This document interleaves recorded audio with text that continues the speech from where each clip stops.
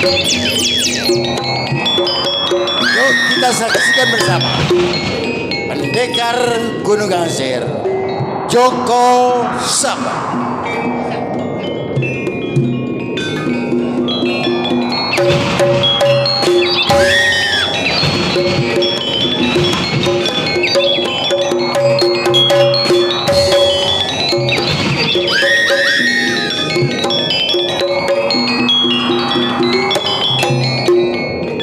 Joko Buddha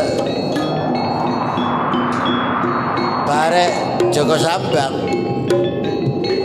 cung mudhuna nak saka Gunung Penanggungan akeh wong sing gak duwe susu dipiloro dening bangsa Nakuto bangsa Londo wis nak mudhuna ya belaon wong Jawa sing tak siot dening bangsa Londo. Joko Sambang. Joko Sambang. Joko Sambang.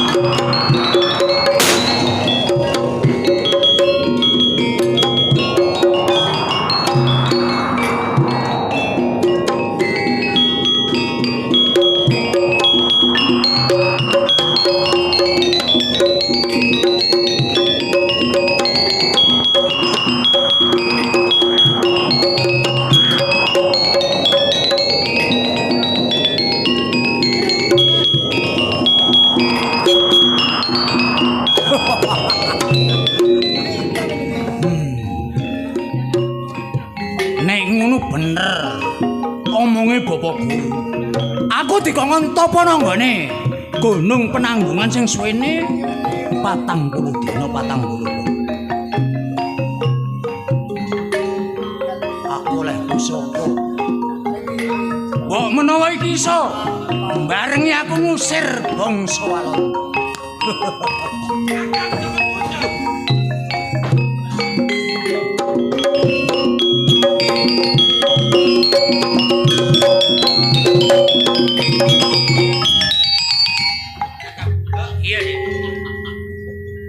Miturut perintahing dawuhing Bapak Guru. Iya.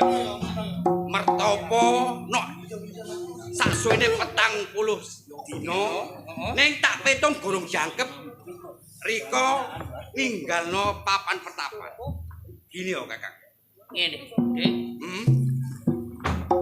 Rika aja duwene pikir sing gak kepenak.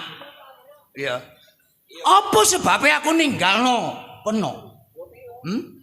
Sebab aku wis oleh apa sing dadi pangangen-angen.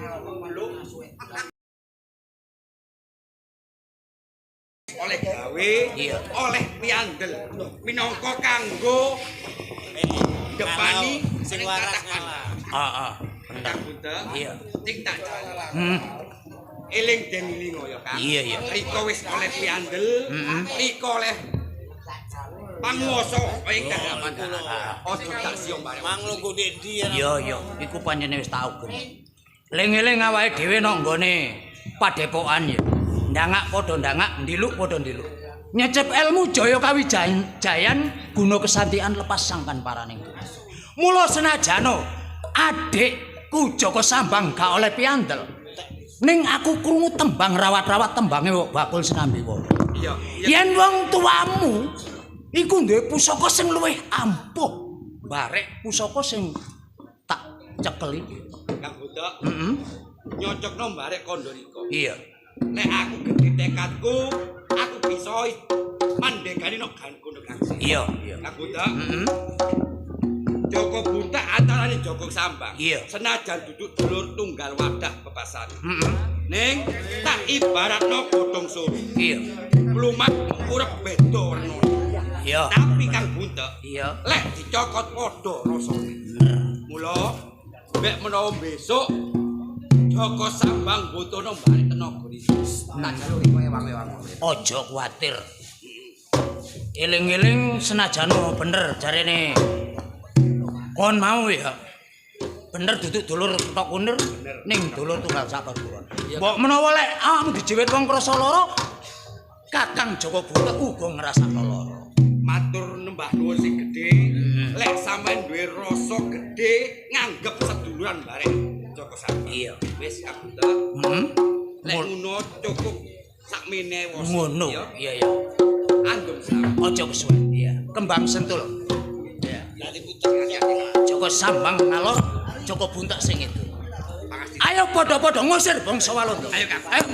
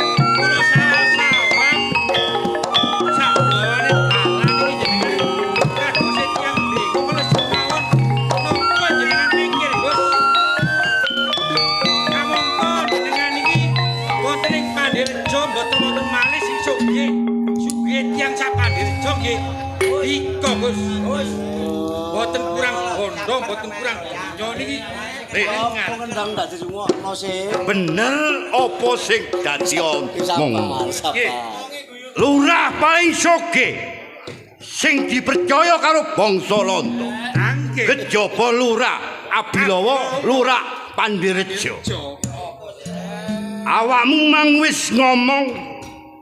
Aku apa sebabe?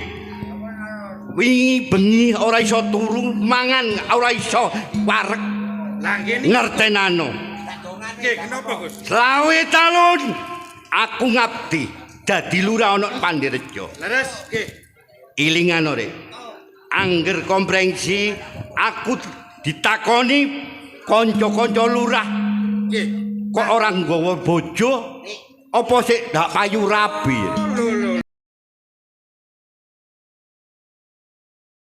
Pikiran jenengan niku Gus. Mangkane aku iki angger diceluk iku susah lek ake ngadep nang tangsine Londo pes ditakokno karo kanca-kanca lurah kabeh. Nggih. Nek ngoten Gus. Teng Pandirejo niki mboten kurang perawan, mboten kurang lanjar, mboten kurang rondo Gus. Wong wedok-wedok kathah teng Pandirejo. Napa jenengan kula sing madosaken? Ojo mbok golekno. Aku ngerti lek rakyat Pandirejo akeh sing prawane, akeh randane. Nggih. Ning sing dadi ganjelane ati, Lurah Abilawa ana siji loro. Sing iso ngayemno pikire Lurah Abilawa. Nggih, sinten Gus? Sutina. Lho. Nggih dhisik Gus nggih.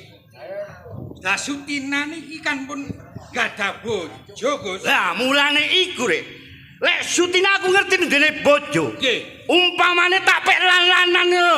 Oh, pun Gus. Pun damel contone masyarakat sedaya Gus. Lah maksudmu? Napa malih jenengan iki dados panutane tiyang kathah Gus. Sip sapa? Gak rusak pagerayu larangane agama, larangane pemerintah. Nggih. Lah karepmu lek. Ngeten Gus, ngeten. Lah masa jenengan supe Gus? Nalika begandreng para lurah begandreng tenggene tangsine Londo sing isine Bangun tertek gempol porong. Gempol porong nika. Sedaya para lurah kan disuwun setor penduduk Gus. Katahe niku 100, cilike 50 Gus. Sesere. Nggih. Aja diterusno omongmu sing kaya ngono. Nggih. Aku emang ngomong babakan pingin rabi karo Sutina. Lah, Sutina iku kan wedok apa? Bedane karo sing awakmu kandhane bangun jembatan gempol porong. Ngeten Gus, ngeten. Lho, damel siasat Gus. Siasatmu sing kaya apa? Lah sedaya para lurah kan pun setor Gus nggih. Kantun Lurah Gunung Gangsir sing mboten setor penduduk. Lah niku monggo dilapuraken mawon Gus. Langkin nek pun Lurah Bintoro dipendhet kali Londo. Boten wurung niku temekane pati. Lalek Lurah Bintoro pun mati Gus. Sutina kan rondo. Lalek pun rondo jenengan pun sing gadah Gus. Awakmu ngomong kaya ngono Lurah. Nggih. Ya, Gunung Kangsir. Nggih. Lurah Bintoro, Lurah Adip Kayekno dilaporno nang tangsine Londo. Yes, nggih. Among korek. Lek wis digonang tangsine Londo, cilike loro gedene mati. Kata patine Gus. Lek wis Lelek pun mati niki Sutina kan rondo. terus lek Londo iki. Jenengan rapi jenengan kan mesti gadah mun. Oh, dadi kaya ngono. Kok pinter kon rek? Lah sinten cari Margowo. Lah lurae. Abilowo. Lek pancen kaya ngono, munggah nang tangsine Londo.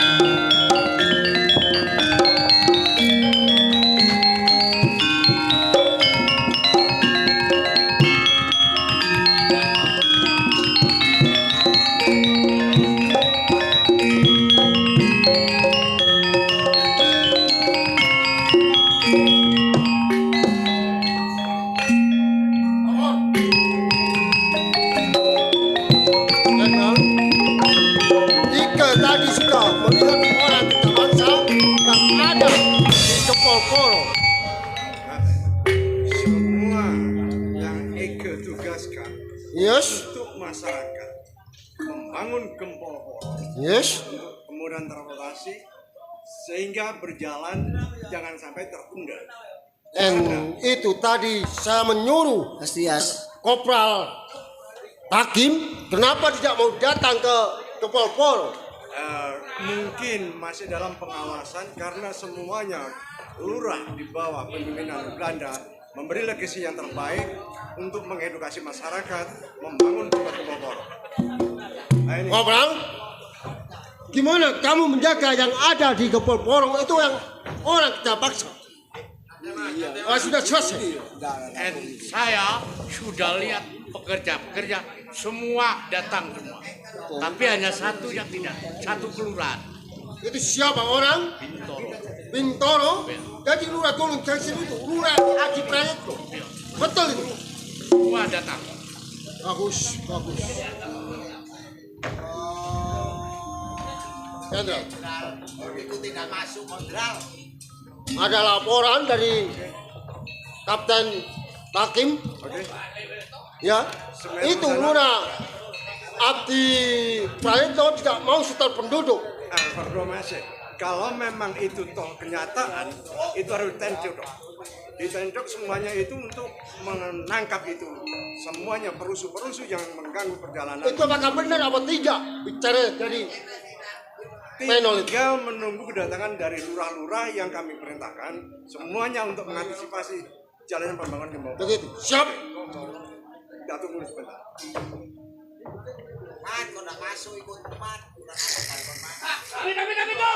Ayo, tuntak.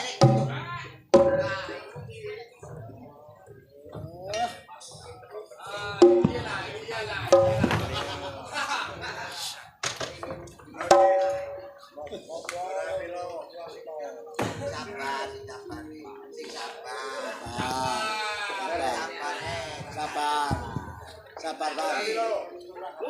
Yang ngomong Gus.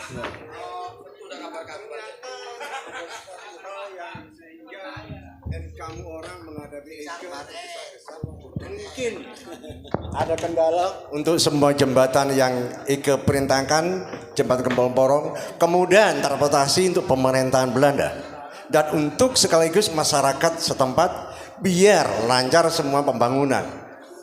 Bener kok. Oke. Aku iki tanpa mbok panggil nganti munggah ana nang nggon tangsine Londo. Yang jelas Ono sing tak Bagus, good. Kalau toh memang itu ada terjadi hal yang tidak kita inginkan, Eke sebagai jenderal yang mengatasi jembatan Gempol Porong, semuanya harus terwujudkan. Mengedukasi masyarakat dengan legitimasi masyarakat yang jelas, karena apa yang kita kehendaki semua termasuk kamu orang bisa menuntut apa yang kamu anggap itu benar. Ini toh. Oke. Teko kono nggon tangsine londo siji, ya. Nonton sebarase padha jenderal karo sodak kabeh. Oke. Yo. Rasane Riko iki mentak ana nang bumi Jawa kene iki Banoyo Bandindel to. Ah. Bedak-bedak no. Lurah Abilowo, selama Eka pemerintahan Belanda tidak akan memilah-milah itu orang Eke yang mana semuanya akan terwujudkan. Kenyataane to. Apa mungkin ada kenyataan? Riko merintahno ning bawane Riko, ya. Oke. Lurah-lurah kabeh waktu bergandring kudu ya setor penduduk sing gunane bangun jembatan Gempol Porong. Good. Ning ya aku wis nuruti rakyat Pandirejo kabeh lewat carik 150 200 wis tak kirim. Kalau memang itu toh terjadi, Eke sarankan perlu di take down, perlu ditangkap, dihentikan mereka. Karena legasi semua lurah itu sudah saya catat.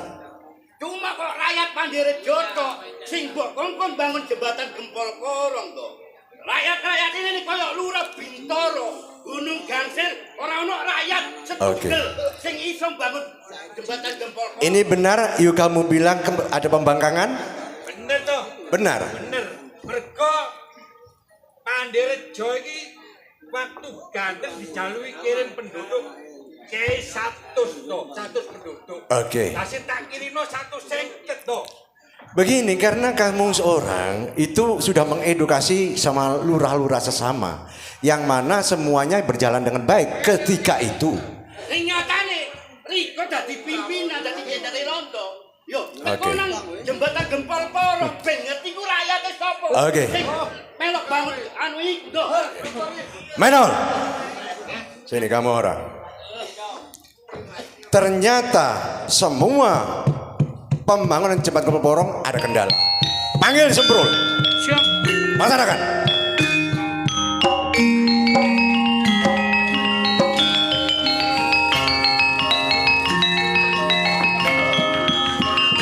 Sembrul. Kamu orang Eke percaya.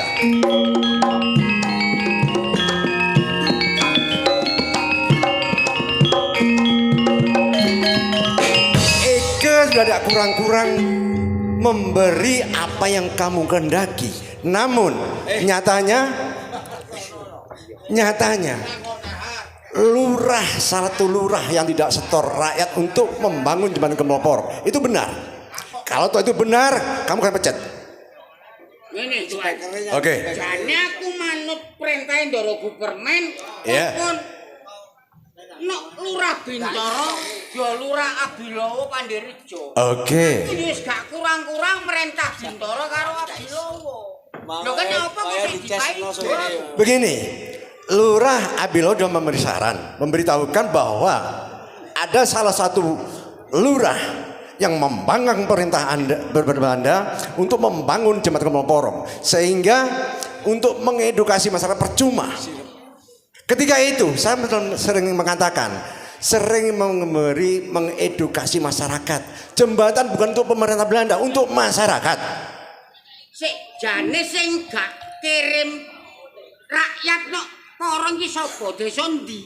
Bintoro apa Bilowo? Bintoro. Itu kan bawaan Anda. Dulu, oke, yang mengajukan untuk jadi kepala desa Anda. Oke. Gak kurang-kurang merintah Bintoro yo Bilowo. Ternyata Bintoro gak asok gelondong pengarang-arang nok Porong. Oke. Iki laporane sapa? Lurah Bilowo. Bilowo. Iya. Sak cari sisan. Iya. Kang Jaya Sembrul, Allah. Nalika semono waktu begandring, Riko merintah para lurah dikon setor penduduk.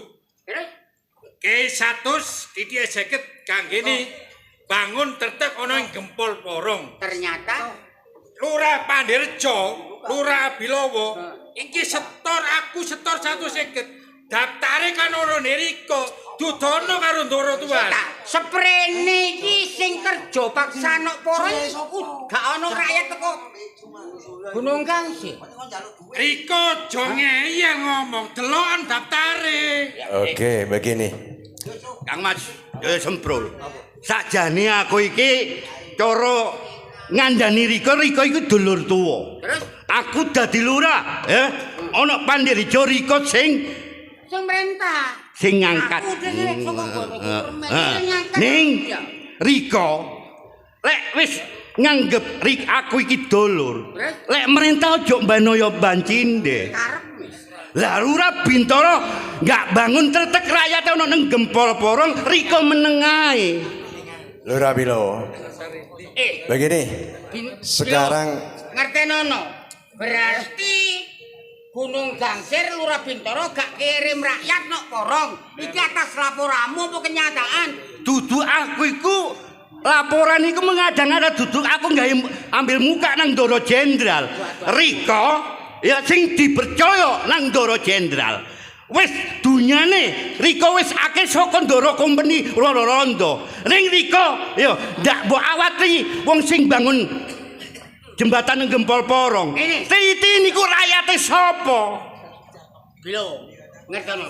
Aku tetep tanggung jawab karena aku tuh utusan saka Ndoro Gupermen kon merintah Bintoro maupun Bilowo. Rene jelas Bintoro gak kirim gak rakyat nang Porong. Aku tanggung jawab. Lah Riko tanggung jawab partikel Riko ya apa? Ono laporan sing koyo ngene iki. Ngene. Sembrol.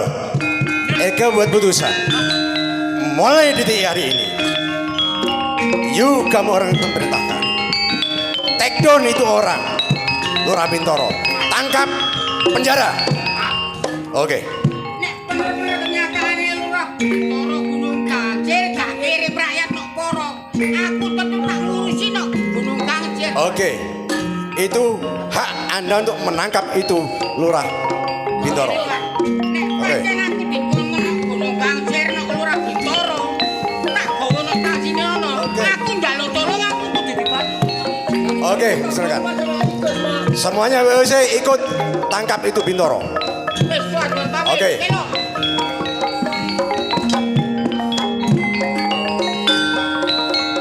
Lurah Abilowo, iya. Sakmu dune Jaya Semprul nang Gunung Gangsir. Oke. Karo soldat sedot kabeh. Oke. Aku ora percaya. Pangestune kok tak Oke. tukok saka burino. Ikuti, kawal mereka.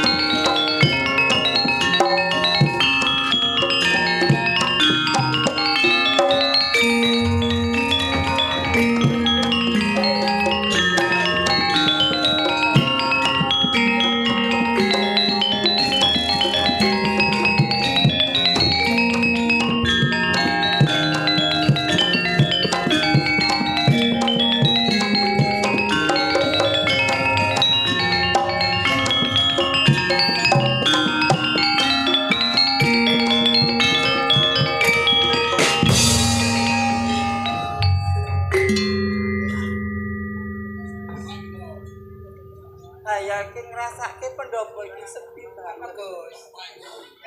Apa mang? Ya iku mang. Iku mang ndak tepat, Gus. Apa aku disumpek mikirno babagan impen. Kayak Gunung Gangsir iki keterak banjir bah. Aning Gus. nyala wedi sing digawa ki kan karo Kang Lurah. Yo. Ana apa pendopo iki? Ya muga-muga wae ora ana apa-apa. Kali sing sambikala apa maneh alame wis kaya ngene. Kaya Kang Lurah Bintoro ya ngono bener sakjane karepe Kang Lurah Bintoro. Kaya liya-liyane padha asok panglondong areng-areng ananging Kang Bintoro ora gelem asok rakyat. Soal Kang ya bener karepe sampean. Nek sampean ki ora asok rakyat, karena sampean dadi rakyat iki ya mergo saka rakyat.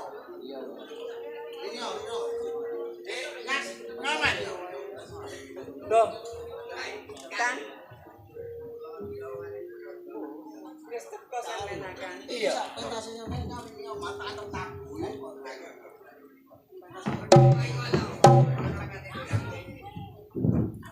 Tekon biasa Kang sampean iki Kang.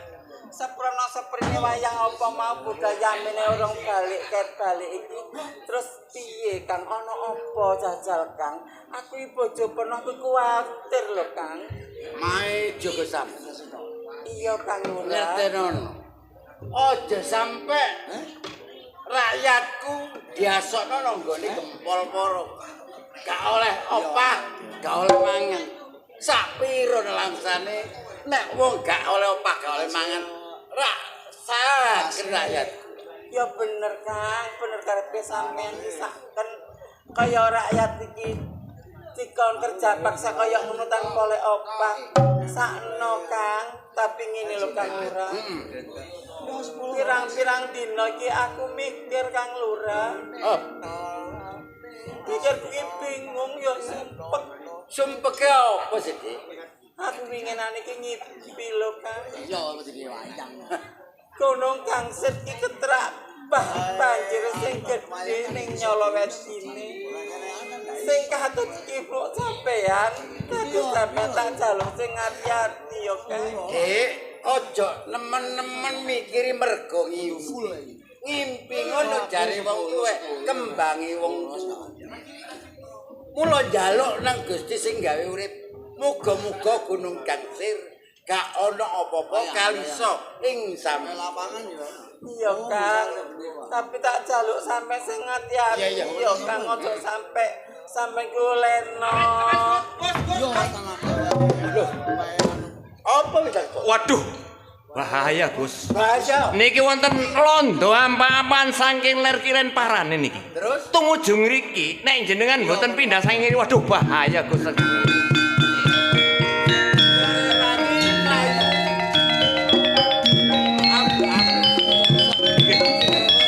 Nggih, Gus. ngono gak cocok karo jenengmu Wicaksono. Artosipun, Gus. Iya tundunge londo saka Gunung Gangsir. Teko pikiranmu sendiri, pikiran Wicaksono. Oh, ngoten. Iya. Nek ngoten jenengan mawon segera minggir saking ngriki, Gus. Enak sing ngerti. Oh, ngoten. Oh, nggih. Kula nyuwun pan. Iya.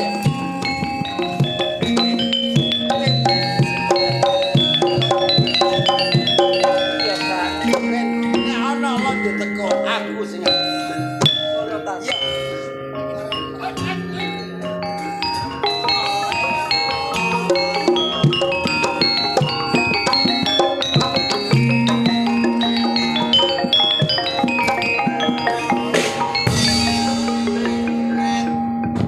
Oh, nek ngono bener. Cari Wicaksono. Jawa sempro. Sinyaro goblok. Ya. Sinyaro kali tak. Pasti aku piko belakane. Ngapo? Lurah Bintoro. Kertenono. Apa sebabnya aku tanpa ngeroh aku nok gandok keluran Gunung Gangsir. Berarti aku untuk laporan toko cari Wicaksono. Iya. Iya. Pancen. Aku rombongan karo londo-londo nok Gunung Gangsir. Loh. Sampai gowo londo nok munggah nok Gunung Gangsir perlu nih apa? Kan Bintoro. Saben-saben aku nok gandok keluran Gunung Gangsir. Gak kok reken. Ndoro Gupermen anakno. Pertemuan ternyata ping piro awakmu gak teko. Ngeten. Aku sudik teko nang gone Gunung Sari ngadep dening Bangsa Londo. Karepmu Aku sudik nyambut gawe bebarengan karo Bangsa Londo. Ati lho. ngene, aku bobote diperintah karo Ndoro Gupermen siji yo ngurusi awakmu ngongkon awakmu karo Lurah Bilowo Panderijo. Kenyataane awakmu mung omong tok tanpa bukti. Apa? Aku gak atene asok rakyatku nang nggone Gempol Porong. Tak toh nyawa. Oh, berarti Iya, gak ngerti awakmu bawa perintahe Ndoro Gupermen. kanggone wong liya. Terus? Tapi Lurah Bintoro sutik diperintah karo wong Londo sing jajak bumi Nusantara. Oh, saiki aku baru omong ngono. Iya. Kok gak eling ben lagi awakmu dadi lurah? Sopo? Awak Terus basa saiki aku balik kaya ngono. soale sing milih aku iki rakyat. Bener. Ya, tapi aku nek bawa perintah Ndoro. Aku mau diperintah Londo. Dadi bangga. Perintah ya. Eh, Nek kon gawa wong-wong Londo nang ngene. gak wedi kok. Gak wedi. Gak wedi. Ya. Monggo, ayo. Gawa nang kaki lho.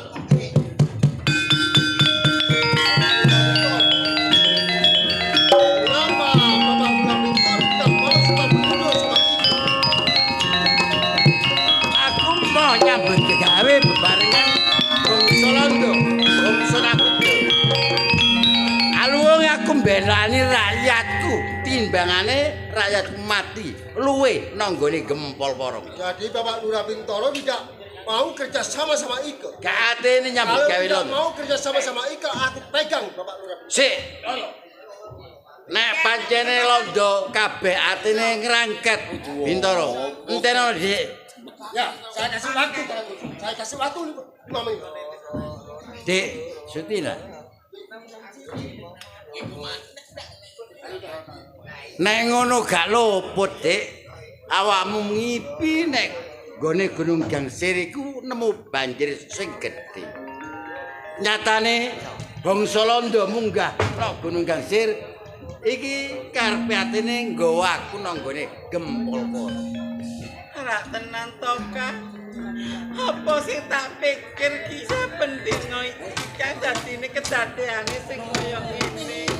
Wis gak usah awakmu nangis mergo aku digawa Londo nang gone Tansi Londo. Wis aku tak pamit, Dik. Tak pamit, Dik. Pamit batin Kang Lurah. Kang Lurah.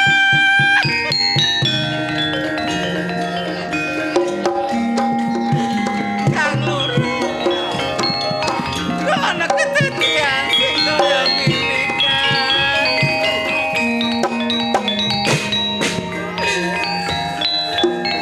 Kang Lurah. Terus aku piye aku ning ngomong karo sapa Kang Lurah? Nganti sampean pamit mati aku karo sapa Kang Lurah?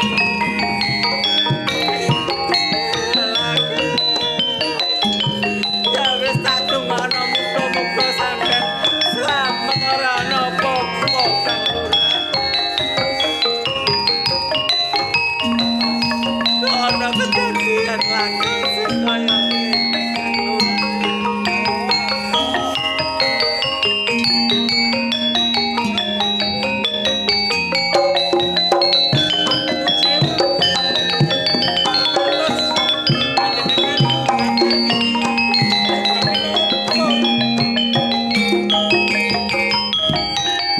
Ada pamane, Gus. Ada pamane. Ngantos berbes piye ngoten Si waras ngalah, Gus. Ngene lho Kang Lurah. Jogja juga terus. Cek cari Jograk. iki tas bae iki iki ana kedadian sing kegelo ning atiku. Yo, Babagan Kang Lurah Bintoro digawa nang tansine Londo. Waduh, ajar iki. Gus Lurah Bintoro dibeto Londo. Iya Cek cari. Waduh. Nggih nuwun sewu niki nggih. Balik maneh. Kula niki wau nggih mirengaken rame-rame. Cuma boten semerep nek kan. Lurah Bintoro niku sing dibetol londo. Nek londo ra apa-apa, aja tahan dalan iki. Kadose kok. Boten ya dikebuki ngoten. Alah kejarne. Aja mesti-mesti ati. Boten dhewe medeni. Ning kula niki boten semerep niku. Lurah Bintoro.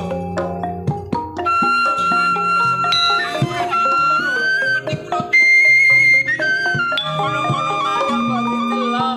Iku Kang Lurah apa dulu ngono lho desane. Ketok Kang Lurah ya mbok ditulungi. Sutina. Piye Kang Lurah? Dadi koyo ngono iku londo tekono gunung Kangsir. Gowo. Bintoro nang dene tangsi londo. Amangka apa sing bener sing dadi omongi Kang tarik. Lek nganti lurah nang tangsi londo. Ya koyo ngono iku, tapi ojo kuwatir. Ojo dadi sumber riko.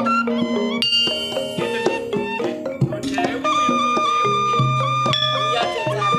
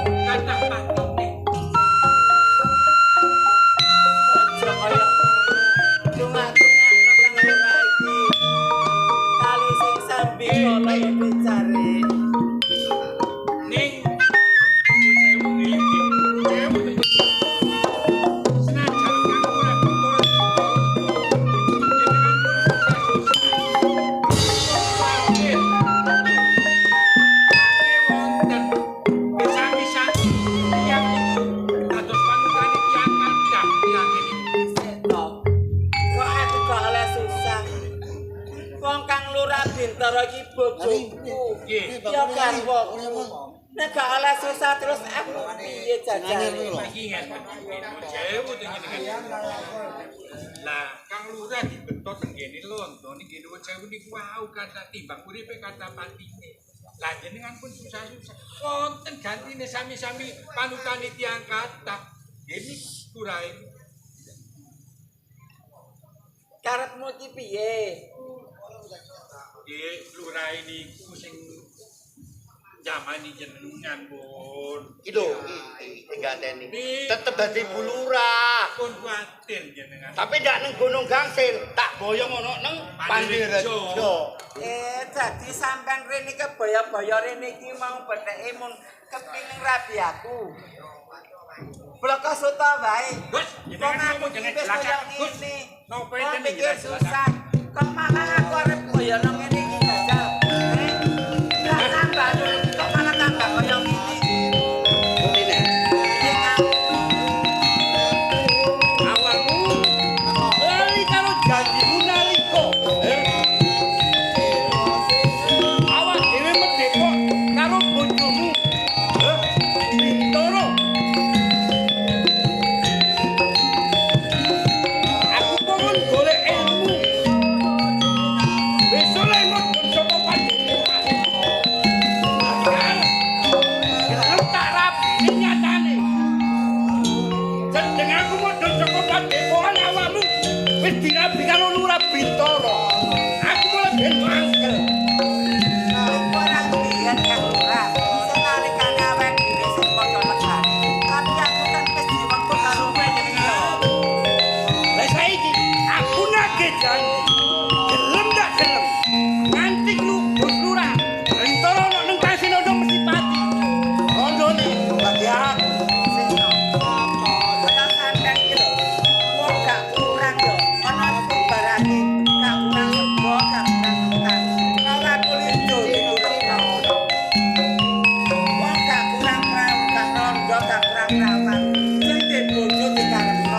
Dadi ora gelem. Ya apa to? Pilih patine. Ora koyo. Kakek patun.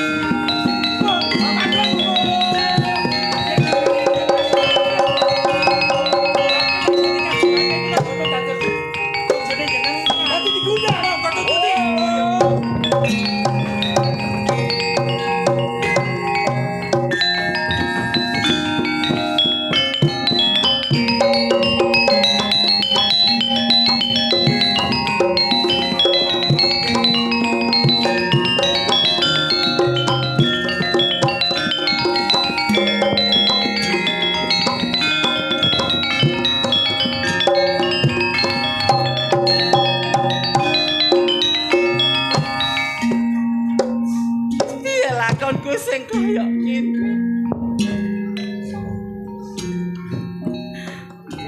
Kamangka iki wong wajane diuber kaya ngono. Terus dadine piye iki? Ora parkowo.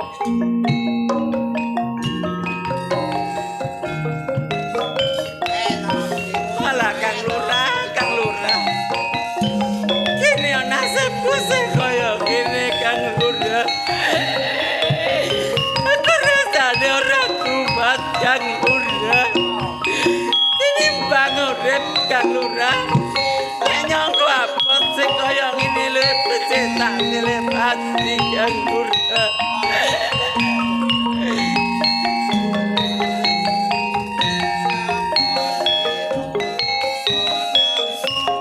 Pagi Kang.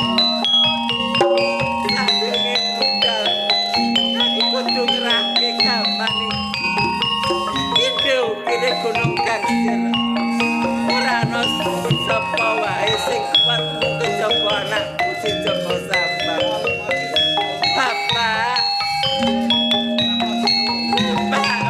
Aku sing teko, Pak. Pak.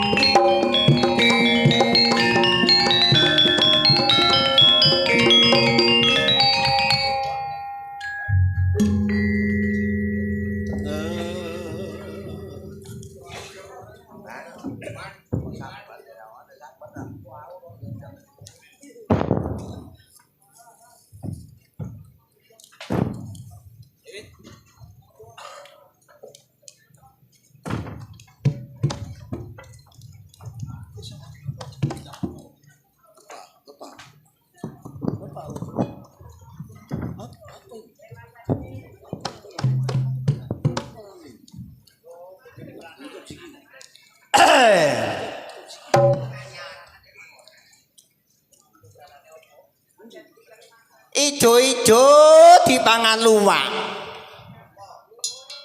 Dhe bojo ngrusakno awak. Cakep. Kok getun aku mau koyo ngene kagakane iki lho. Cakep. Dari Masih duwe bojo, padane wong rondo. Mosok wong lanang budal isuk mulai sore. Budal sore mulai subuh. Pancene turune maling meno iku biyen. Nek dielingno wong wedok, jare wong wedok iki nyocot, jare wong wedok iki cerewet. Gak dielingno tambah ndak kerasan di omah. Pentos wong kaya ngono iku. Yo ngene lek ndak nurut wong tuwek pancene.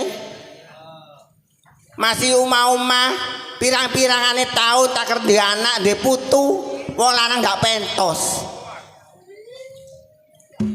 Aku saking nurutnya wong tua ndak kira kaya ngene kadang aku. Aku biyen sik prawan. Dilamar enek petinggi ndak arep. Diolehno anake camat ndak gelem. Pele-pele tebung ndak pentos sampe bojo. Yang ngene iki kadangane. Wong wedok budal isuk nang sawah.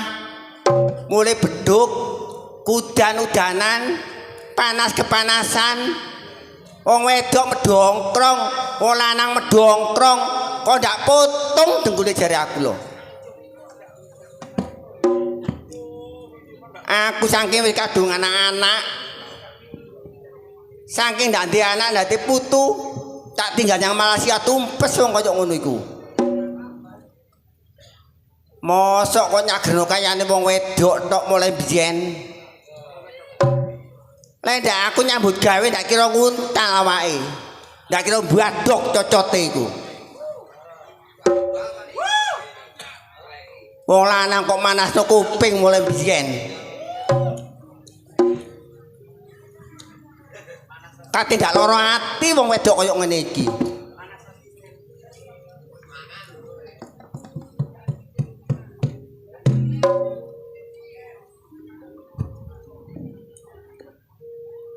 Mulai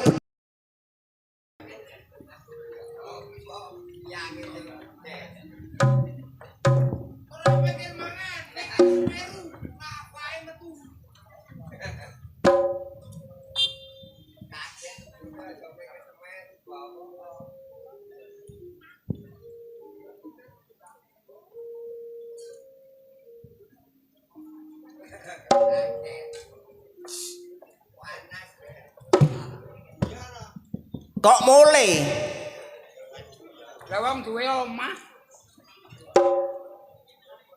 eling nek ndek omah. Lah iki omah sapa? Rumangsa nek ndek bojo. Lah kon iki. Bojone sapa? Wong lanang, wong lanang. Alah. Wong wedok. Apa wong wedok? Lah apa wong lanang? Apa wong wedok? Ya apa wong lanang? Apa wong wedok? Apa wedok?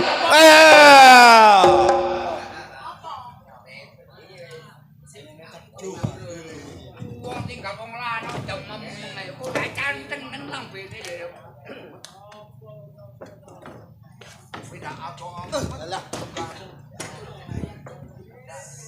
Aku wegah geger awakmu iku. Lah kok wegah jejer aku lho dadi artine apa bojone sapa kon? Alah lek pancen aku bojone aku nyambut gawene aja nyager wong wedok, Wong wedok nyambut gawe budal isuk mulai beduk. Budal-beduk mulai sore, Wong lanang bedongkrong tok. Tak banting bongko kon marine. Kon iki bojo apa banaspati kon iki? Lanang dibatu bongko-bongko padane.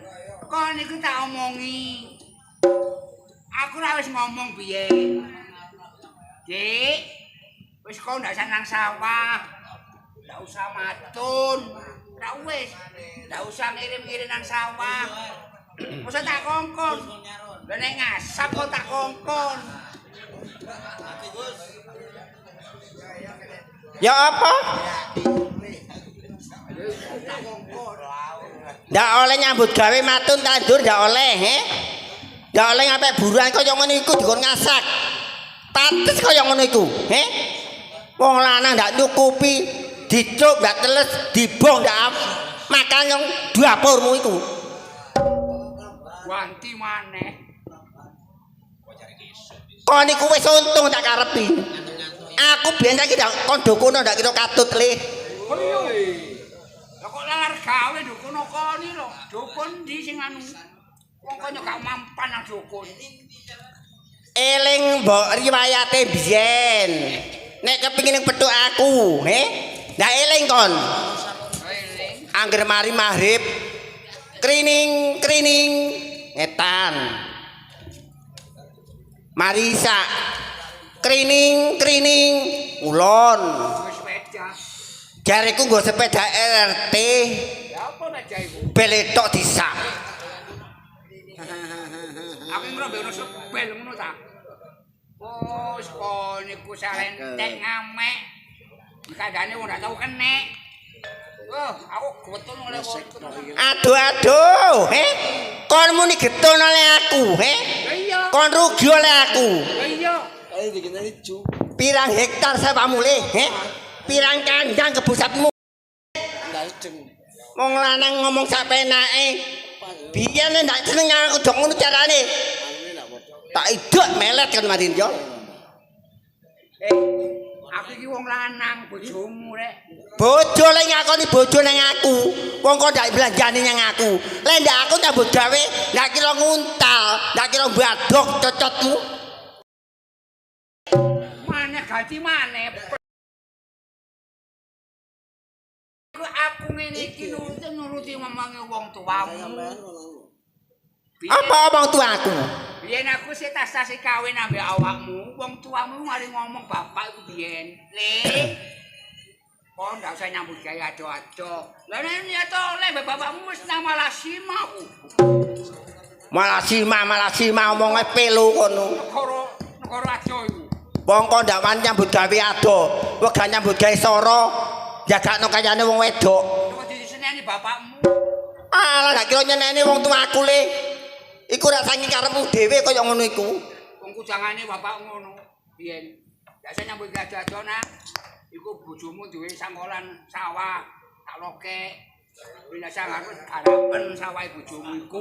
Ora wis nurut bapakmu. Ya pancene iso lek wong tuaku le. Masih bapak mbek mbok wong melarat wong ndak duwe sik nyangkoli nyang anak omah-omah, Sik nyirakno nyang anak rumah tangga supaya anak ndak kekurangan mangan. Nyangkoli wong tuaku nyangkoli sawah sak lokek iki pancene. Iya nek api sawahe wong sawah rewel gak karuan. Yang ketiga wis. Oh jenenge watunane sukete wangi jembolane alot. Barang rendong bayu. Sukete kembel sukete. Kon ngenyek sangkolane wong tuaku. Nyempelekno kon nyang sangkolane wong tuaku. Ndak apa-apa le, kok ndak gelem ngrumati, ndak gelem maju limbanyoni ndak apa-apa. Tangga tak kon maju limbanyoni le. Ya lha apa anu tanggamu wong ana aku sian. Lek kon niku pancene turune wong kere, wong melarat. Ndak di derajat. Masa gak ada derajat wong dulurku derajat kabeh. Alah ya nek dulurku pangkat-pangkat masih lele pangkat. Saking aku ndak nurut yang wong tuwa le. Malah sing ndi? Delok Dik Malang. Dadi apa? Dadi camat. Apa? Dadi camat.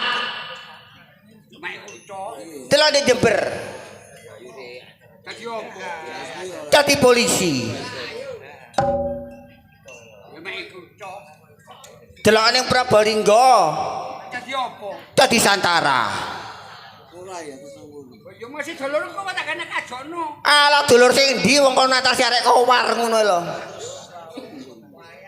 Lah sing malang iku. Dadi maling iku. Ono polisi nek ana maling iki. Sopo nyekel sopo? Sing jumper. Pengemis iku. Ono pacamat sing ngemis yo. Amalan sopo? Iya, Jogja. Probolinggo. Poimpun niku dulurmu iku. Dulurku kok elek kabeh. Pancene dulurmu elek kabeh. Dulurku cacat kabeh ngono. Kon niku ndak nyembadani wong wedok. Aja kakean ngomong. Aja kakean ngomong. Aja kakean ngomong. Ayo. Ayo Ki. Aki. Tak omongi. Iya biyen awakmu sing tuwek. Saiki wis enom, ambune ndak enak. Kualik omongmu kualik. Kole ndak senengnya aku yo apa carane le. Aja gegeri tok nyang wong wedok, aja keplak-keplok. Lha apa? Tukok nepak muden aku. Muden iki didol. Surat Tukono surat nantang perkara. ndak apa-apa. Kon iki wis pirang-pirangane wulan, tak tahu wis lawon kok tak bongko-bongko jari aku lho. Leko nantang perkara wis ngene gono gini. Iya gak apa-apa gono gini le. Wong sing pating nyambut gawe aku. Penghasilane wong akeh aku timbang awakmu. Gono gini wis padha oleh. Padha oleh ndak apa-apa. Pak Dum. Didom. Wong lanang mikul, wong wedok nyuwun jaremu. Iya lek kon pating nyambut gawe mikul. Ndak mbok dhewe bongko dipikul. Cita, dulurku ndono sing ngurim ya musuh kon. Omah iki wis apa? Nek wong wedok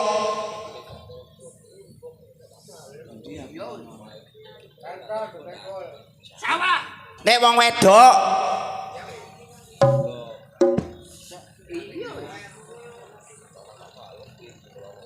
Lemari.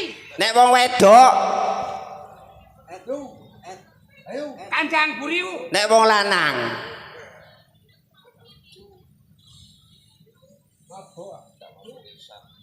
Kloso. nek wong lanang Cowek.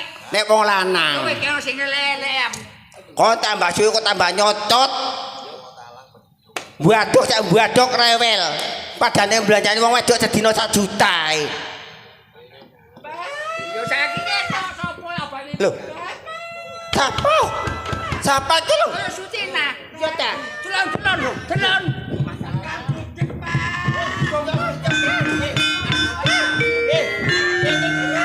masalah Sutina dhewe krono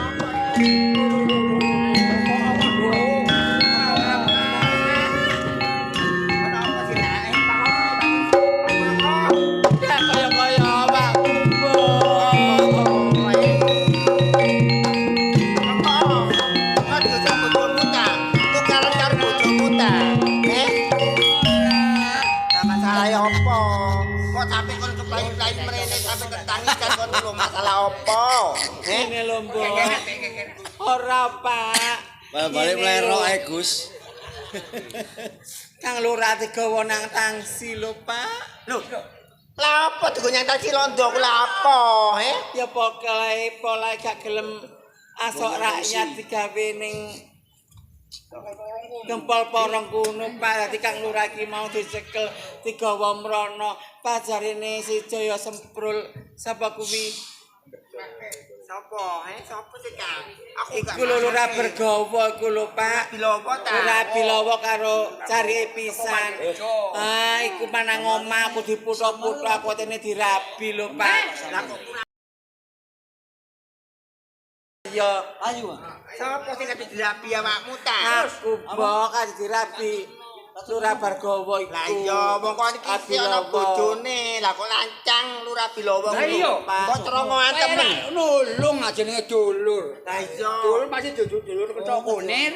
Dulur juga kal guru. Lek atine berarti ku, Kang. Lah iya. Ngene ya, Pak Ya ya. apa, Nak? Aku njaluk tolong nang sampean, Pak. Aku njaluk tolong krikete sampean sak tetes. Iki mau Kang Lurah sadurunge budal digawa iki mau peling nang aku, Pak. Kon Mas Rano tindhe ukire Gunung Gangsir marang Putu Prikaya Jijaka Sambang krana ora ana sing kuat Nyekel nyekel pusaka kita. pusaka iki kejaba Putu Rika mung Jaka Sambang, Pak. Oh, dadi pesene bojomu sadurunge budal nang taksi iki dikongkon ngekekno nang Joko Sambang. Sing lagi topo arek iku lho, Kang. Lah kurang 2 dino ya kencarane. Yo ndak ono Sedino. Yo kan danono kulek tutuk kono ngomong oleh pancen bapakne digonyang taksi londo ngono lho, Kang. Ngono ah. Iya, sampe cok meneng ae. Oh iya. Dadi iki lho sing kuat nggawa pusaka iki. Iya. Sing lho sing kuat kejaba anake Joko Sambang. Yo pancen turune sing asli, Kang. Iya iya wis. Bapake tak munggah rono Nduk ya. Ojo kuwe. Ya, Pak ya. Bapak sing munggah rono.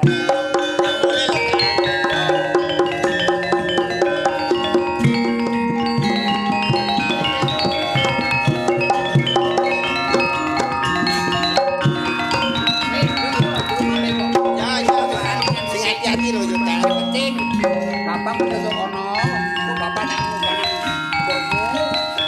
Aku ganyang mbokku sih. Ganyang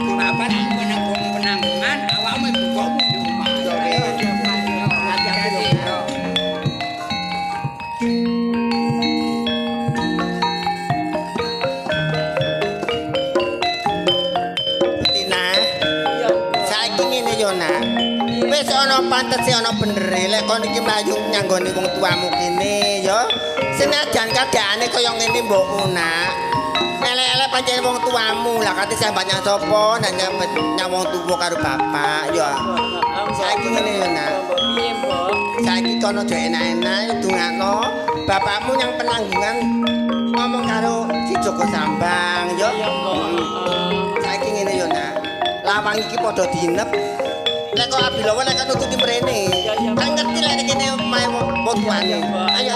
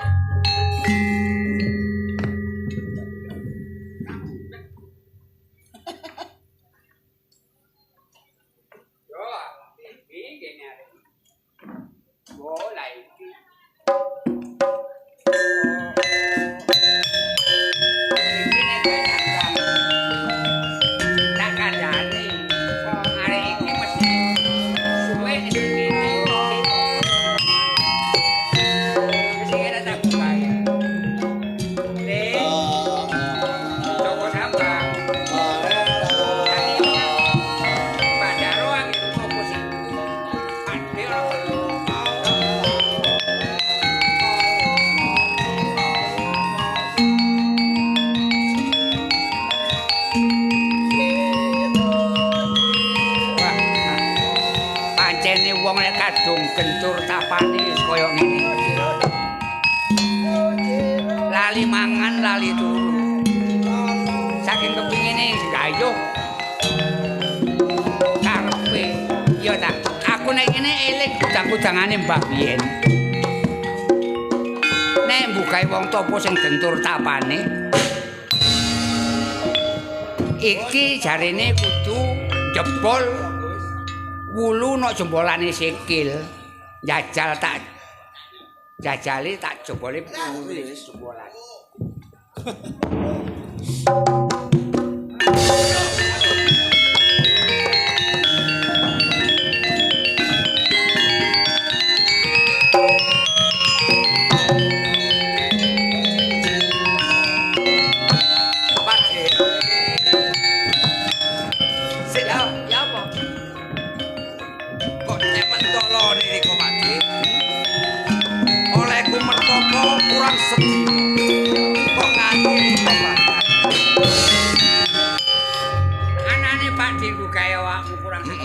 Iya, Pak. Soale iki ana tepane perlu sing sik ning awake dhewe.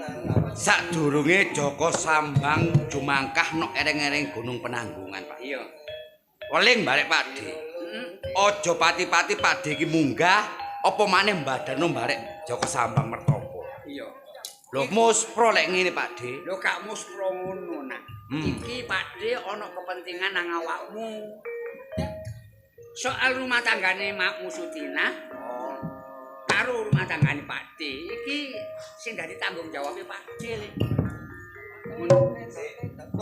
Bu, sadurunge sampean kondhok bab perkara Bu Sutina barek Bapak Bintoro. Iya.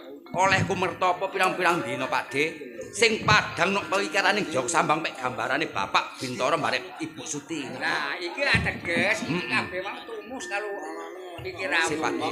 Nganti keroyo-royo sampean munggah nok Gunung Penanggungan. Ana perkara, Pak. Ini Nimbang kok. Iya, Pak. Enak-enak Pak diomong-omongan mbek mbok omah iku terus ana makmu Sutina mlayu ambek tangis-tangisan le. Ngono. Tak takoni jarine bapakmu dinane iki digawa nang Tangsi Londo. Bapak Bintoro digawa nang Tangsine Londo, Pak. Iya, Nak. Loh. Pak De, terus apa dosa perkarane Bapak Bintoro diunggahno nang Tangsine Londo, Pak? Yo tak pikir yo bapakmu yo ono benere ono salahe. Iya, Pak De. Benere apa bapakmu iku ndak tolo nang penduduke nek digawa nang Tapi pindun Iya, Pak De. bapakmu mulane gak kerja rono, mulane bapakmu dibawa budak rono. Iki gemlodok lah. Tak aneh nak. Iya, Pak De. Sawise bapakmu budal digawa rondo, iku ono lurah Pandirejo. Lurah Pandirejo. Nek lurah Bilowo, Pak. Nah, iya karo carike nak. Teko nang Gandok kelurahan Gunung Gangsir. Ono pantes sih, Pak De. Lek krungu critaning Bapak Bintoro. Iya, lurah Pandirejo Abilowo. Niku menangka dulur tunggal guru bareng Bapak Bintoro. Iku nek bener le. Mbek menawa akate ngewangi bantu bareng Bapak. Lah, apa Pak De? Ono sing gak bener nak. Loh, gak bener ya, Pak De. Bener ngene. Lurah Bilowo karo cari Bagowo mang. Muto-muto kate Rabi Mak Sutina. Loh, ngarepno barek Ibu Sutina lek yo. Loh, cek kurang ajar lurah Abilowo. Loh, Pak De.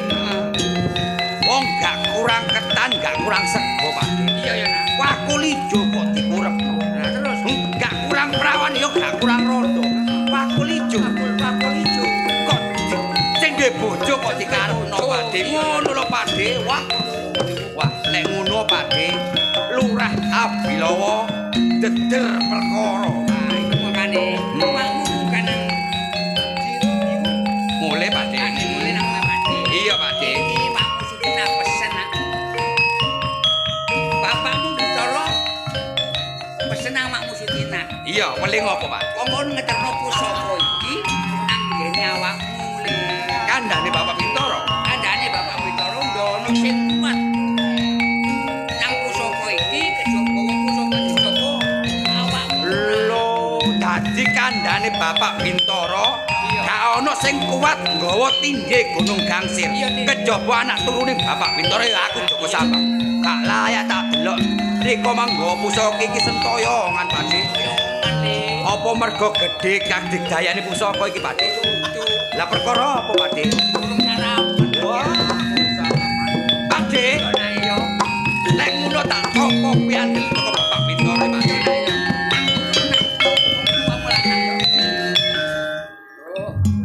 Pak De, tak jaluk riko mulya. Iya ya. Jogon Ibu Sutina. Iya. Perkara Bapak Bintoro aku sing mledik. Nek perkara makmu Sutina aja mikir maneh wis apa jare Pak De ambek Mbok De ya. Dongak-dongane Pak Iya De. saling donga le. Aku iso ketemu barek baik-baik. Iya. Nang budal nak. Bapak Bintoro.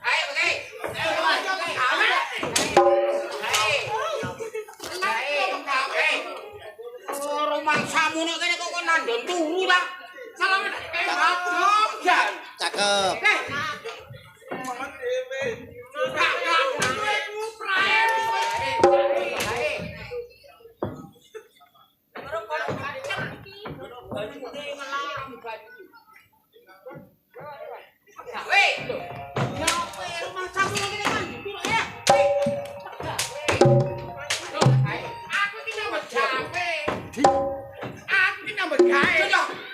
Tak intel-intel bejat kon kok ya. Aku diseneni Gondoro Kuwermen kon gak megawe. Iya wis ngerti. Atase kon diapuramu yo keset pisan.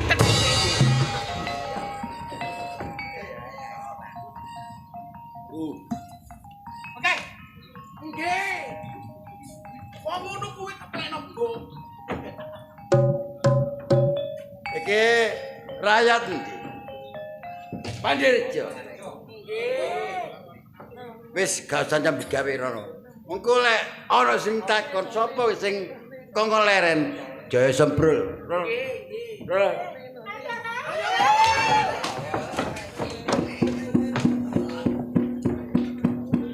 Sambut gawe soro tapi lemu kabeh.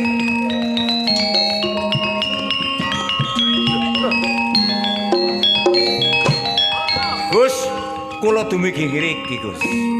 Sutina, Gus. Apa? Sapeng kerep panjenengan dibeta wonten tangsine londo. Lurah Abilo dugi ngrika, Gus. Wah, niki.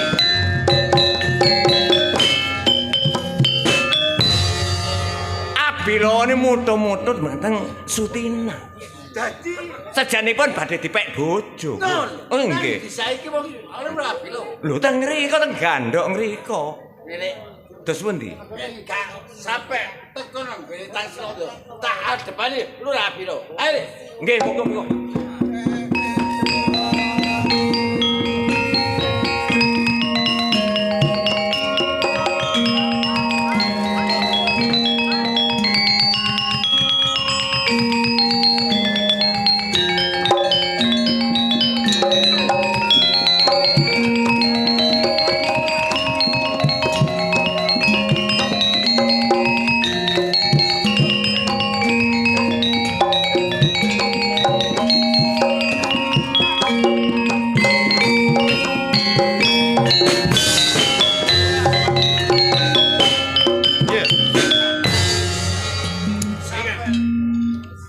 Sampai tekan di papan kene.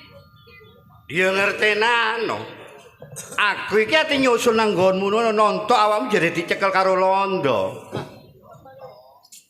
Apa mek omong alus ngono iku kon ngaku barek Lurah Bintoro.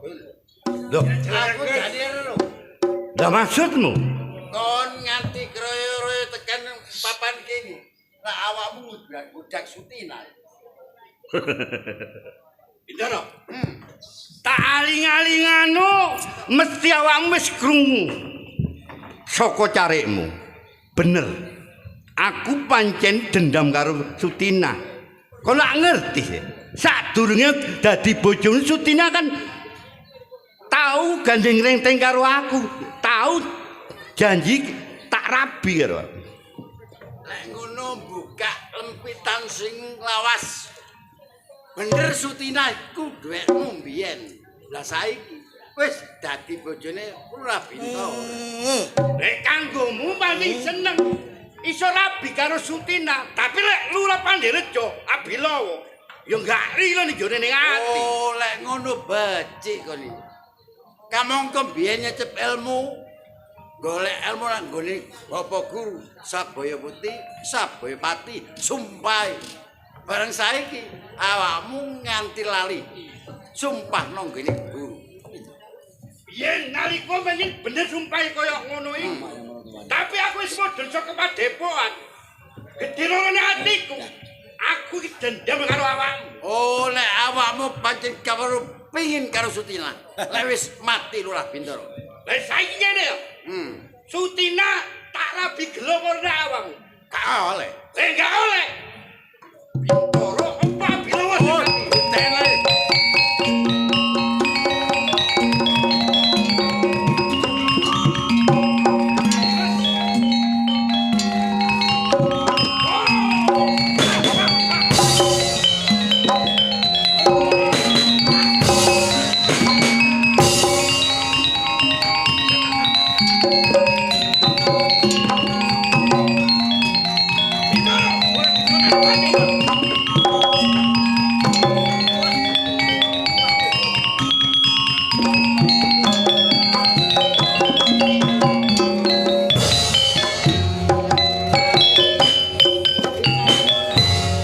Oh, niki kali Gus.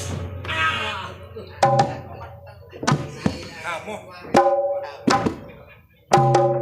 Bapak Bintoro. Loh, Pak.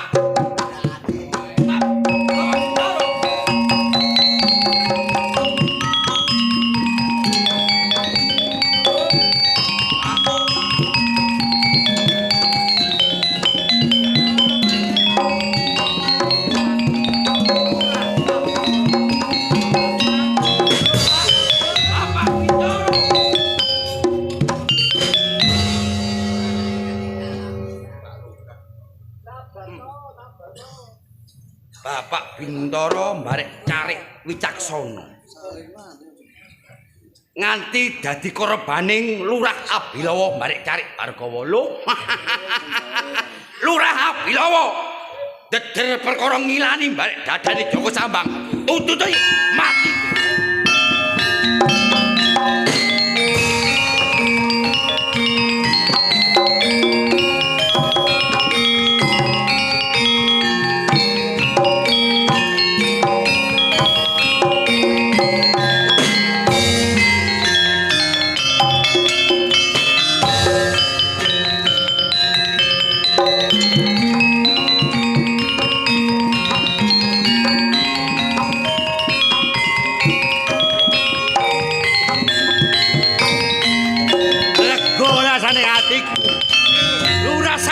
Tekane pati.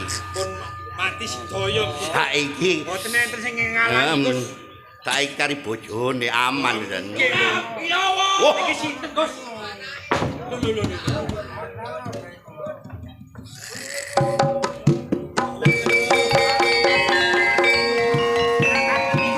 Iya. Sewu Pak Gus. Iya. Napa bener niki dalan sing nuju teng desa Pandirjo? Saiki awakmu takon pancen bener le. Terus ana tujuan apa awakmu goleki dalan to goleki desa Pandirejo?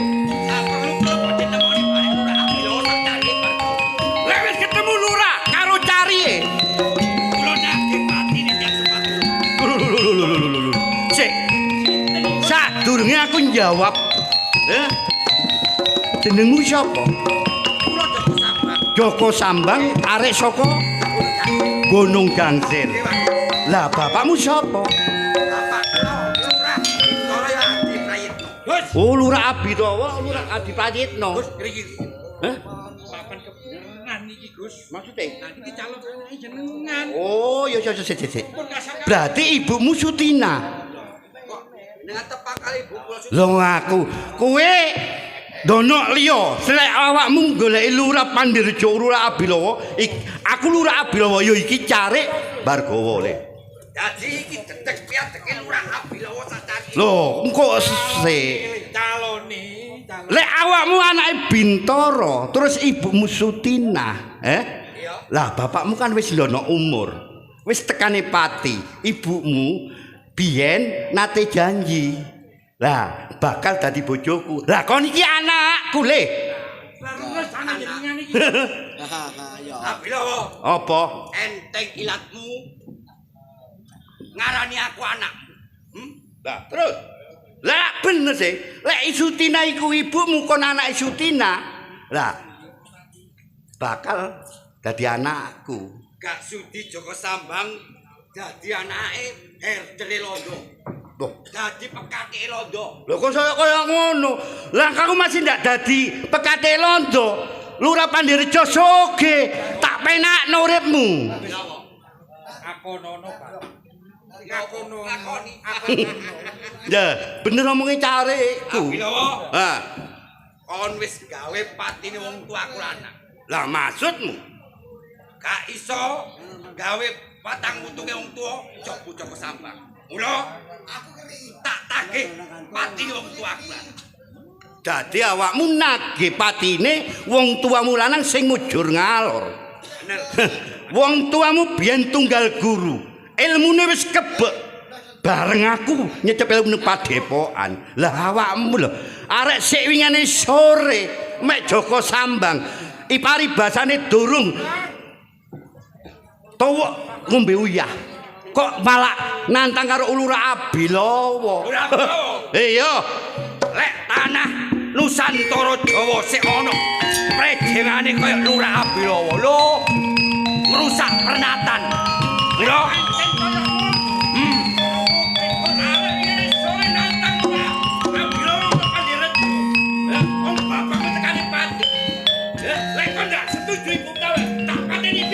ya apa iso gawe patine Joko Sambang oh tak sembahi tritiramu.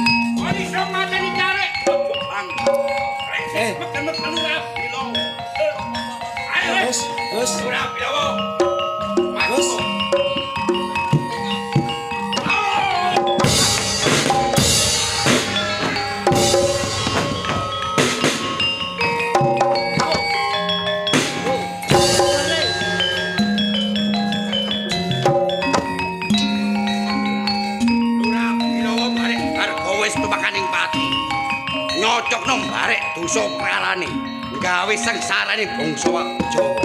Lha iki sapa?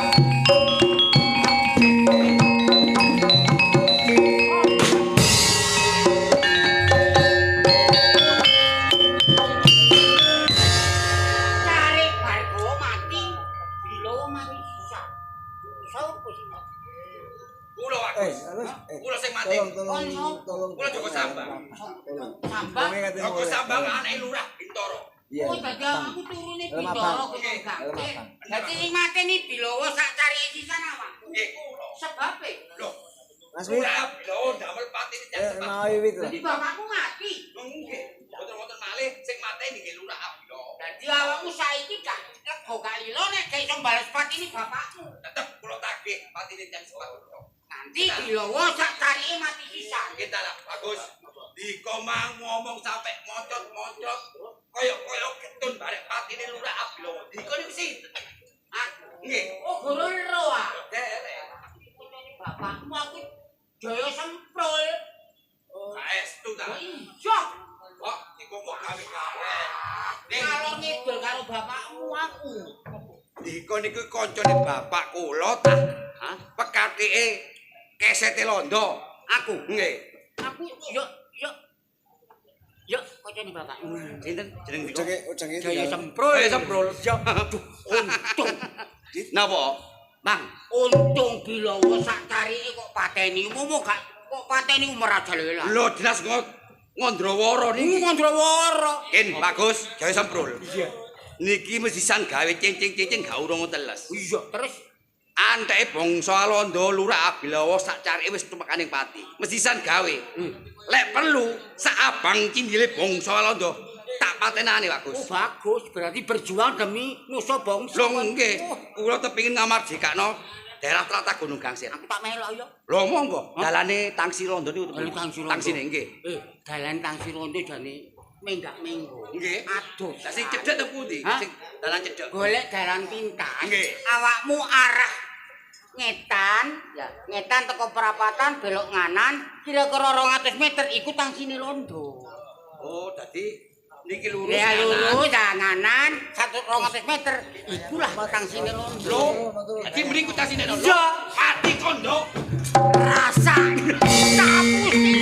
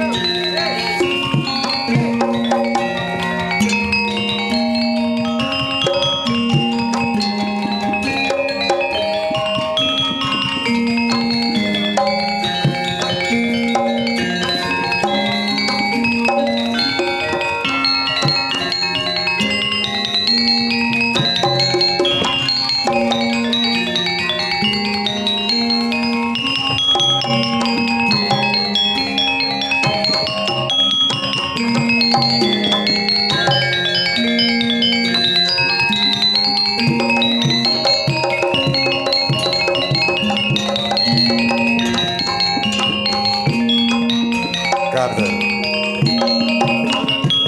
Oke.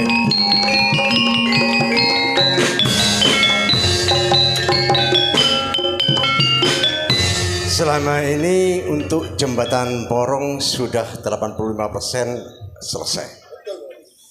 Semoga dengan adanya jembatan Porong selesai, untuk transportasi kendaraan mudah dijangkau, perdagangan lancar, rakyat ada kemudahan untuk mengantisipasi barang-barang yang datang. Samrul, ada apa? Oke. Seperti ada masalah. Iki saiki Joko Sambang. Iya. Arep nok tangsi kene ndo, tapi tak apusi, tak arahno golek serangan sing. Oh gitu. Kalau mungkin ada solusi terbaik untuk menghentikan perbuatan. Apa sebabnya Joko Sambang arep nak tangsine londo? Iya. Bapakne wis mati karena sing mateni lurah Bilo lan. Oh begitu. Lantas? Joko Sambang ngamuk cari Bargawa sak lurahe mati. Dibunuh. Lah saiki arep nok tangsine londo. Ngene ndo. Isone Joko Sambang kak lo utawa mati. Iya. Ono pengapesane. Caranya. Dulur tunggal guru gak ono maneh. Tolong datang sampai sekarang. Joko Buntel. Iya. Kalau bisa, Iya. kamu panggil Pak Joko. Hah? Kamu panggil. Begini. Joko Buntel kok ini. Iya. Alamat. Begini. Lewatnya. Kapten, semuanya pasti akan selesai dengan baik. Oke, Bapak Bunte, begini. And you kamu orang Eka perintah bahwasanya untuk didik ini di jembatan Gembong Porong ada yang membuat permasalahan. Putra dari Lurah Bintoro. Dan saya dengar itu katanya si Joy Sempro and kamu orang seperguruan dengan si Joko Sambang. Oke. Begitu. Begini, karena kamu orang menjadi bekal bawahan Eke yang membentuk untuk kamu jadi bekal. Selama ini kamu kerjasama dengan Belanda. Dan untuk sebaliknya, saya untuk menyuruh kamu orang itu tangkap Sambang bawa ke Tangsi. Oh iya. Oke, laksanakan. Kapten, ikuti.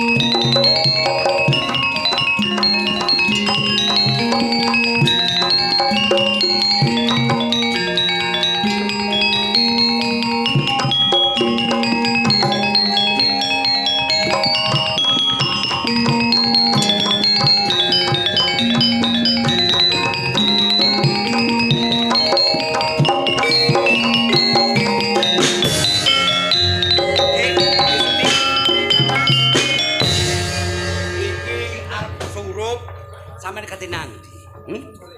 Aku sing golek sampeyan lho, Kang Mas. Terus perlu nih golek aku?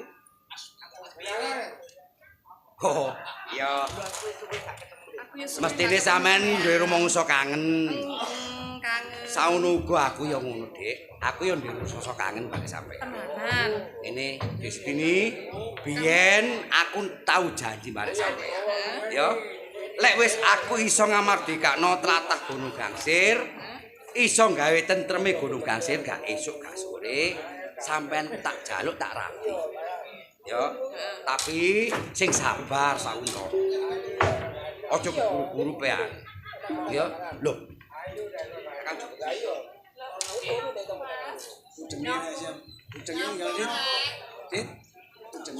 Oh, janji-janjian. Dik, Joko Sambang. Wis lali ta nang janjine? Kang, sing tak jaluk pangapuramu sing gedhe duduk mergo Joko Sambang iki lali barek janji. Mergo saka abotku tresno barek Sutini ngendem olehku kangen barek Sutini nganti tak berani temakon papan gini. Ngono. Iya. Dadi nganti lali barek janjine, ya. Aja nganti ngicakno nggone pandaan, lek duduk aku sing nyeluk. Iki kok moro-moro? Ngarep aku skondo Kakang Joko Bunda. Ora duwe niat apa-apa mung bethekku tepingin nemoni barek Sutini. Nemoni barek adikku. Iya, Kang. Iki wis temen-temen duwe rasa seneng barek adikku. Gak ono wong wedok liya kejaba Sutini sing tak tresnani. Iki loro kesalahanmu. Siji aja nganti ngicakno nggone pandaan. Loro duweni rasa seneng barek adikku. Mula dinane iki tak cekel tak gono nggone tangsine londo. Kakang Joko Bunda. Mung bab perkara olehku nemoni barek Sutini mergo abot kangenku. Riko kate nyekel aku bondo barek selahno barek bosen. Iya, wong aku wis melok londo. Panguwasa pandaan ono aku. Pantes Kakang Joko Bunda. Apa? Lek ngono Riko luwe mentolo patiku luwe ngebotno barek perlondo. Iku biyen Dik Joko Sambang. Waktu aku gak duwe, ya. Duwe rasa seneng utawa rasa tresno barek adikku Joko Sambang. Ning saiki ora. Aku duwe panguwasa nok pandaan. Aku sing wis dipercaya barek londo. Mula gelem ora gelem tak bondo. Tak gawa nang gone tangsine londo. Lek pancen Riko wis gedhe tekade tepingin nyelano barek Joko Sambang nang bongsone londo. Apa-apa. Kang Bunda. Lega lila lek Joko Sambang mati toko tangane Kakang Joko. Ngono. Saking ngabot-abote mbela nusa Lan bangsa. ngono ta? Iya, Kang. Ngene Joko Sambang. Parang Dik, Kakang Joko Bunda. sajane aku iki manggur kepingin weruh piye jerone atimu. Rumangsa pancene wis kepingin banget nentremno tanah Jawa, iya to? Iya, Kang. Aja nganti dicacak barek bangsa Walanda. Iku pancene sing dadi tuju aku. Mula sakjane aku mek karo njajal. Ngono. Terus karep Riko Kang. Saiki ngene ya. Mula nuruta barek aku tak bondo tak go nang gone tangsine londo. Lah lek wis aku dibondo diserahno barek bongsone londo. Pusaka iki pasrahno aku supaya londo iku percaya nang aku. Mengko lek ana ngene-ngene ne, aja nganti beset sak kulit bawang paribasane. Aku sing melung. Ya, Kang Bunda. Nyawaran patine Joko Sambang nok tangan Riko ya, Kang. Iya, aja kuwatir. Tindih Guru Kang. Iya. Ayo. Tak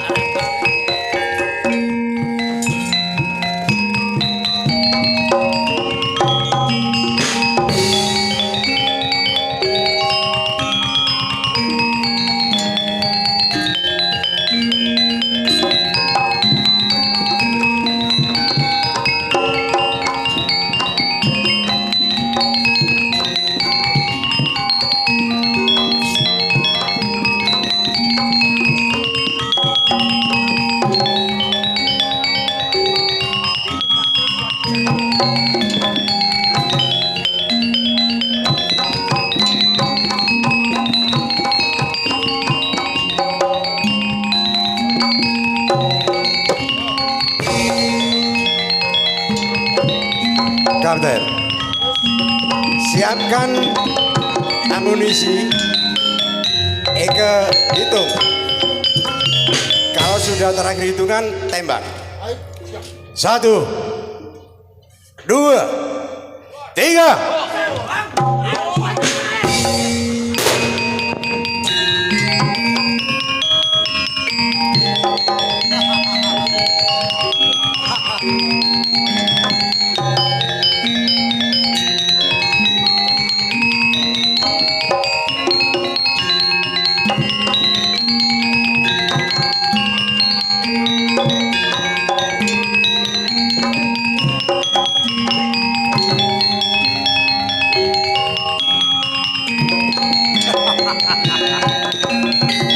Mung semono.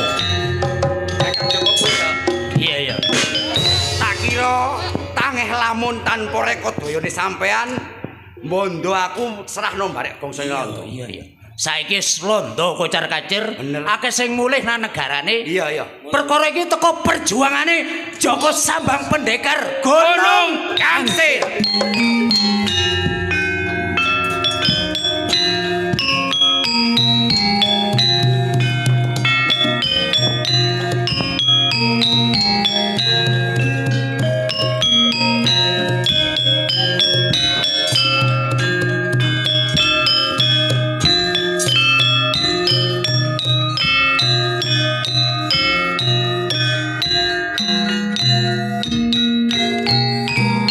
Sampun